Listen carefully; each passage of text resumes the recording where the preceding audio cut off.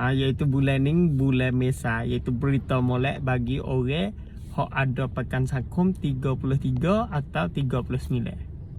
Assalamualaikum warahmatullahi wabarakatuh. Jumpa dengan saya pula dalam page Wela Sansan Masa ya sikit, iaitu satu hari satu khabar-khabar. Hari ni saya nak khabar di segi berita kerajaan, di segi orang ada pekan sakum 33 atau 39. Di segi ni berita molek lah, berita gembira lah. Di segi orang ada anak hingga siapa ni tahu record hingga siapa hopi, iaitu boleh sibuk.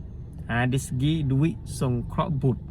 Nak ya tahu masa telah lepas dia oyak dah, dia istihad dah, kata dalam tahun ni 18 ni nak boleh duit sibuk kok. Seperti biasa tu 800 kok ngen songkrok but 800 kok boleh nak boleh 800. Apabila siapa bulan ni iaitu bulan Mesa ni iaitu menambah 200 jadi 1000 kok. Hak 800 naik 1000 kok. Tu masa sekarang kita boleh itulah masa bulan-bulan ni. Bulan ni boleh lah kita 1000 kok. Hak 3 bulan telah lepas dia mau tak tahun baru tu gano tak masuk 1000, masuk 800. Ni masuk bulan ni ada kak. Berita molek, berita gembira bagi orang hak ada pekan sakum matra 33, matra 39.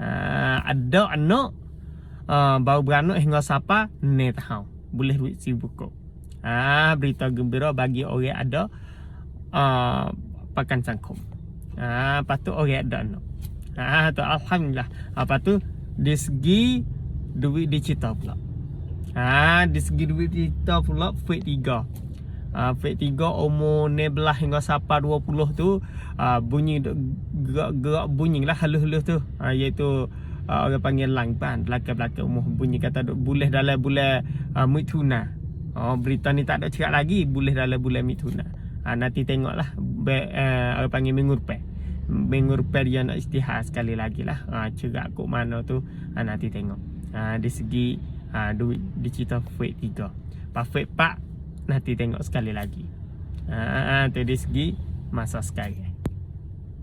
Tu dia berita kerajaan untuk siapa kepada kita, untuk before kita tu tahu deh dengan semasa. InsyaAllah hari ni sekadar ni dulu. Minta izin dulu. Assalamualaikum warahmatullahi wabarakatuh.